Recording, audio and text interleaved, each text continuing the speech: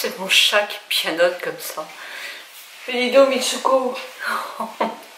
Bon, je voudrais bien faire une vidéo, c'est possible. Je voudrais parler aussi de l'hypnose qui m'a aidé à arrêter complètement le chocolat et le sucre, ma perte de poids. Est-ce que vous me suivez? Bonjour, bonjour à vous toutes, bonjour à vous tous. Oui, une petite vidéo, c'est une vidéo que je fais en collaboration et non pas en partenariat avec une diététicienne, hypnotiseuse, Carole Gilles de Saint-Nazaire, qui m'a effectivement aidé à me débarrasser de mon addiction, on va dire, au chocolat au lait et à ce qui est sucré. Et mon Dieu, ça n'a pas été difficile du tout pour moi, alors que je pensais que c'était franchement impossible. Tellement j'adorais ça. Mais j'aurais pu faire 30 km pour rechercher une plaque de chocolat parce que j'avais fini ma plaque en 10 minutes. J'étais comme quelqu'un qui fume ou quelqu'un qui aime l'alcool, addict au chocolat au lait. C'était pas un carré ou deux, comme vous pouvez me dire. Effectivement, moi, c'était 1-2 plaques par jour, et ce, depuis mes 20 ans. Donc, ça fait très longtemps. Et je signale aussi que je pense que quand on est dans l'enfance, on n'a pas le droit de manger des sucreries, parce qu'on a une famille de dentistes, ou parce que les parents sont contre les sucres et tout ça. C'était pas très bon non plus. Parce que moi, je pense que ça m'a carrément, dès que j'ai eu ma première paye, c'est ça que je me suis payée. Bon, alors tout le monde n'est pas comme moi, évidemment, mais c'était quelque chose qui commençait à me peser. D'une part, au point de vue santé, parce que mon cholestérol montait, le chocolat au lait, c'est rempli de sucre, le sucre fait monter le cholestérol. Alors, j'ai décidé qu'il fallait que j'arrête de faire l'andouille, parce qu'il était grand temps quand même, hein, que je stoppe un peu. Et lorsque j'ai eu un ami, comme je vous l'ai dit dans plusieurs vidéos, je fais une playlist là. Donc vous l'avez là ou là, je ne me souviens plus. S'il a réussi lui, moi aussi. Donc dans un premier temps, évidemment je rêvais de perdre du poids, mais moi je m'imaginais qu'en arrêtant le chocolat que je mangeais à outrance, j'allais perdre plus que 3 kilos, c'est sûr. Donc j'ai perdu 3 kilos en arrêtant le chocolat. Et en diminuant mais fortement le sucre, je voulais perdre un petit peu plus de poids. Me mettre au régime, c'est difficile. Moi, je suis quelqu'un qui aime manger. Manger doit me rassurer, je pense, me donner mon équilibre. Et me mettre au régime, je ne sais pas pourquoi, quand je perds beaucoup de poids, parce que j'en ai perdu du poids quelquefois, j'ai une petite angoisse. Je n'aime pas perdre trop de poids. Bon, je ne sais pas. Je ne vais pas aller voir un psychiatre pour voir pourquoi je suis comme ça. Mais effectivement, il y a quelque chose qui fait que j'ai énormément de mal à avoir ce que vous appelez peut-être vous le poids idéal, qui serait, vu ma taille, je fais 1m64, ce serait 54 kg à peu près. Et encore, peut-être que moi j'aurais toujours autant de cuisses, enfin un peu moins, mais pareil. Donc là, effectivement, je peux pas. Je peux pas parce que ça me fait peur. Voilà. Donc moi je fais quand même 64 kilos. Donc c'est vrai que je suis non pas en surpoids, mais que j'ai des petits kilos en trop. Donc moi mon rêve c'est de descendre à 60, 59, 60 et pas moins. Donc je suis retournée voir ma diététicienne pour qu'elle me mette un petit régime et elle a bien voulu. Mais sur un mois. C'est-à-dire que là, je mange plus de protéines, je ne mange pas de dessert, je ne mange pas de sucre. Je fais un peu ce qu'on appelle le protocole de labo, mais avec du fromage le matin, du pain, tout ce qui est gras c'est le matin, du thé bien sûr. Le midi, je mange une viande, du poisson, des œufs si vous voulez, et des féculents, sauf les pâtes quand elles ne sont pas, complètes, et le riz, pareil. Donc ça peut être des pommes de terre, ça peut être du riz basmati par exemple, ça peut être, je sais pas moi, des flageolets, des haricots blancs de Paimpol, Et puis ne serais-je, il y a plein de choses. Le 4 heures, je mange mon fruit et quelques noix. Et le soir, je mange des légumes verts avec des protéines. J'ai un peu de mal avec les protéines, donc moi ça va être plus du jambon et un œuf dur par exemple, ou un œuf, avec effectivement, voilà, c'était les tomates avant, maintenant j'ai plus de mal, mais ça peut être plein de choses en légumes verts, on a quand même du choix. Voilà, et c'est tout. Et je bois de l'eau toute la journée, toute la journée. Enfin quand j'ai soif, de toute façon je bois de l'eau régulièrement moi. Voilà, j'ai fait une prise de sang, si le médecin ne m'appelle pas, c'est lui qui a les résultats, c'est que ça va bien. Mais qu'est-ce que je suis vraiment un petit peu bizarre par rapport à ça, j'ai trop peur des résultats. Bah oui, je suis vraiment, comme quoi vous voyez, on a tous un peu nos problèmes. Hein. Eh bien moi, oui, je suis incapable d'aller voir mon résultat, tellement je sais que je vais être angoissée et je vais me faire monter la tension, je ne sais pas combien s'il y a quelque chose. Alors je me repose complètement sur mon médecin, ce qui est complètement fou, mais bon, je suis comme ça. Comme tu disais, je préfère fuir que de... C'est complètement malsain, complètement ridicule. Eh ben oui, vous voyez, je ne suis pas aussi bien que vous pouvez le penser. Donc j'ai été interroger Carole Gine, qui m'a donné plein d'indications pour vous. Et je vous laisse découvrir. Bonjour Carole. Bonjour Nicole. Alors racontez-moi un peu votre parcours. Comment êtes-vous arrivée à être diététicienne nutritionniste? Alors diététicienne nutritionniste, moi c'est quelque chose qui m'a toujours attirée, tout ce qui est alimentation en fait. L'alimentation ça m'a toujours attirée parce que c'est vrai qu'en étant une femme, j'aimais bien rester quand même assez fine, je faisais pas mal de sport et le sport c'est bien mais c'est pas tout, donc les deux sont vraiment complémentaires et c'est pour ça que je me suis vraiment penchée sur tout ce qui était diététique et donc j'ai passé un diplôme, donc un BTS de diététique que j'ai donc validé sur Caen. Donc voilà, ensuite au niveau du parcours, il y a des stages qui sont faits au niveau des hôpitaux. Donc moi je suis allée dans un département de chirurgie bariatrique, ça m'intéressait particulièrement pour traiter un peu la souffrance des gens, voir un petit peu comment ça se passait. Et puis aussi tout ce qui peut être en lien avec l'alimentation, donc au niveau des stages, on va dans tous les services pour tout ce qui est hypertension, maladie cardiovasculaire, insuffisance rénale, etc. Donc voilà par rapport au diplôme en lui-même. Et puis ensuite j'ai été diplômée, j'ai travaillé pendant 1 an dans un institut privé d'amaigrissement qui se situe sur Saint-Nazaire, où là c'était vraiment la prise en charge des personnes en surcharge pondérale et en situation d'obésité.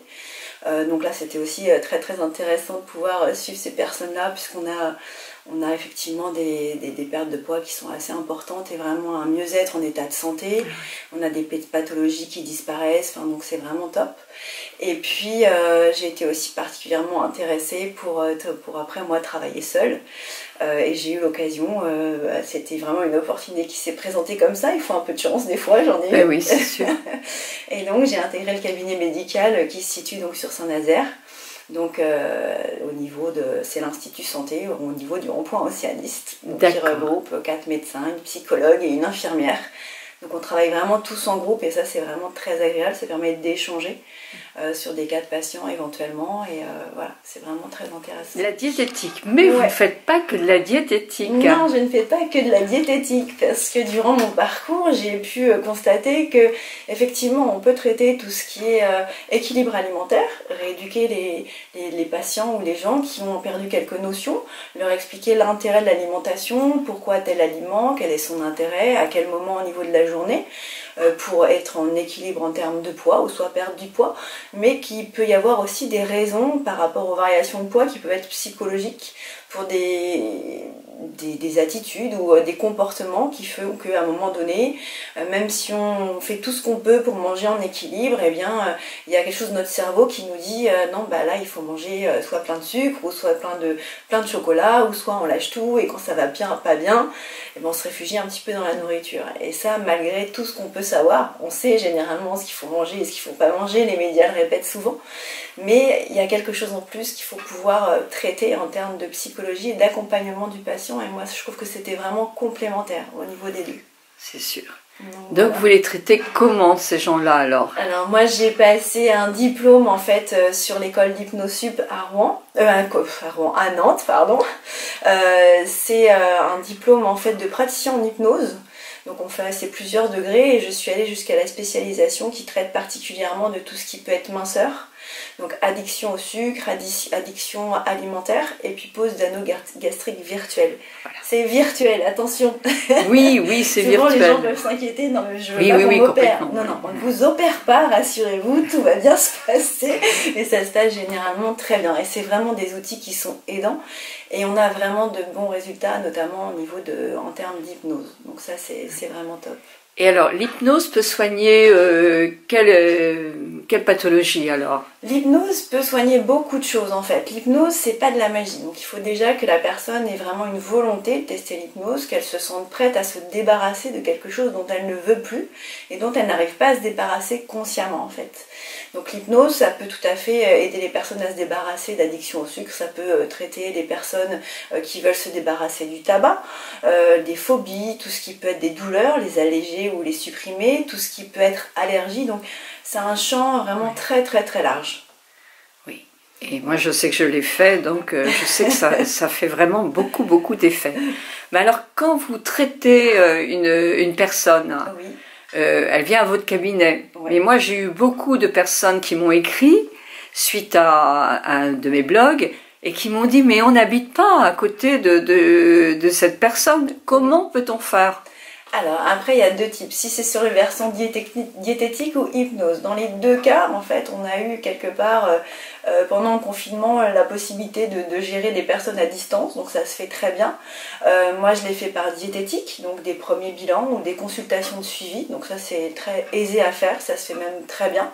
Après, au niveau hypnose, pour l'instant, on peut tout à fait le faire en visio. Pour les premières consultations, c'est vrai que moi je préfère voir au moins la personne une fois parce que c'est quand même, bon c'est personnel hein, pour moi, mais j'aime bien avoir les personnes en face de moi parce que c'est vrai que c'est un ressenti, on voit si ça colle ou si ça colle pas, ou on peut aussi le voir en visio mais c'est un petit peu différent. Mais ça peut aussi s'expérimenter, pourquoi pas, ça dépend de la personne, ça dépend un petit peu de la raison pour laquelle aussi elle vient me voir. Après il y a d'autres praticiens hein, qui ont fait aussi Hypnosup ou d'autres écoles d'hypnose qui peuvent accompagner ces personnes-là si elles sont vraiment à la... Et là où faut-il se renseigner si une personne habite Rouen ou Bordeaux, je ne sais pas. Est-ce qu'il y a un site où on peut se renseigner sur des gens qui bons? Parce que c'est ça, aussi, il y a après, comme partout. Hein. Oui, c'est ça. Après, c'est compliqué de dire est-ce que les gens sont bons ou est-ce que les gens sont pas bons. Parfois ça peut coller avec avec un praticien en hypnose, parfois ça colle pas et ça peut fonctionner avec un et pas avec les autres. Donc ça va vraiment être un ressenti, c'est pour ça que lorsqu'on prend en charge, nous on dit un consultant, quand on dit une personne qui vient pour l'hypnose, on va tout d'abord vraiment faire le point sur toute sa situation, voir la raison vraiment réelle pour laquelle il vient, de quoi il veut se débarrasser, en quoi on peut l'aider, et ensuite pour faire le point avec lui. C'est vraiment le premier rendez-vous, c'est vraiment l'anamnèse et ça permet aussi de se rendre compte, est-ce que le consultant est ok pour travailler avec nous, parce qu'il y a aussi une relation de confiance, une relation de feeling, c'est important. Et puis même pour le praticien de dire ok là moi je peux vous accompagner sur ce que vous souhaitez ou soit pour l'instant moi je pense que c'est peut-être une autre solution ou voir autrement. Est-ce que par exemple dans l'ordre des médecins il y a un tableau où on peut voir effectivement pas mal de praticiens. Est-ce que pour vous à la sortie de l'école par exemple vous avez une fiche où vous avez des praticiens qui font la même méthode que vous? Non, il n'y a pas ça. Non, j'ai pas de fiche, mais je pense qu'il est assez simple de pouvoir se renseigner en fait au niveau des écoles et d'appeler les centres de formation pour avoir les noms. D'accord. Où est-ce qu'ils se situent. Ensuite, maintenant par internet, beaucoup de praticiens ont fait leur site. Donc ça permet aussi d'avoir un premier contact. C'est ça. Mais vous avez un site, vous, oui, tout à fait. Carole. Moi, j'ai un site où je notifie mon métier vraiment de base qui est la diététique et puis ensuite vraiment l'outil aidant qui est pour moi l'hypnose où j'explique comment ça fonctionne et un petit peu pourquoi je me suis attachée sur ce type de pratique en fait, en plus de la diététique. Est-ce que vous avez toujours de très bons résultats sur par exemple le tabac. Je sais qu'il y avait eu beaucoup de questions là-dessus. Ah oui, sur le tabac. Alors le tabac, c'est très controversé, je vais dire. Le tabac, alors l'hypnose, c'est pas de la magie. Pour revenir au niveau du cœur de l'hypnose, l'hypnose, c'est quoi? C'est un état modifié de conscience. Ça veut dire qu'on va amener la personne pour pouvoir être en contact avec son inconscient. Parce qu'on peut avoir des barrières consciemment ou des choses qu'on n'arrive pas à déceler consciemment. Et le fait donc d'être en état modifié de conscience, modifié de conscience, c'est quoi? C'est juste un état d'absorption. Quand vous prenez votre voiture, vous allez à un point A, à un point B, vous arrivez à un point B, parfois vous dites comment je suis arrivé ici. Et bien en fait, vous avez été absorbé par quelque chose et pour autant, il ne vous est rien arrivé. Donc votre inconscient a géré un petit peu les choses. C'est fou. Oui, l'inconscient gère après 90% de notre personne. Quand on respire, on ne se dit pas, il faut que je respire. On le fait pas consciemment. C'est sûr. Quand on marche, on ne le fait pas consciemment. Non. Quand on fait des mouvements, comme je peux faire là, c'est plutôt pour discuter, je ne le fais pas consciemment non plus.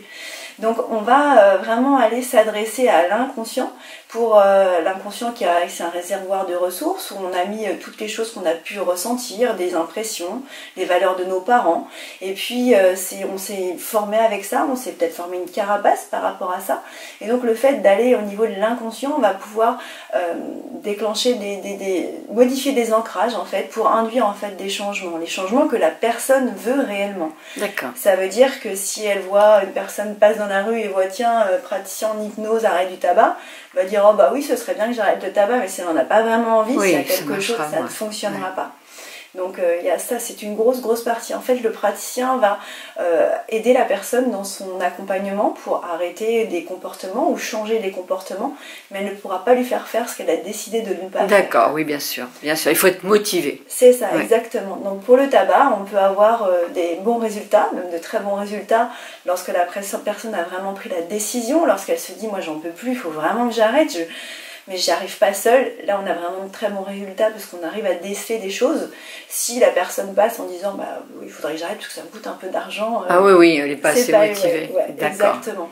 Donc, et je vois que vous avez donc les phobies, angoisses. Est-ce que ça peut traiter aussi les gens qui ont des problèmes de sommeil?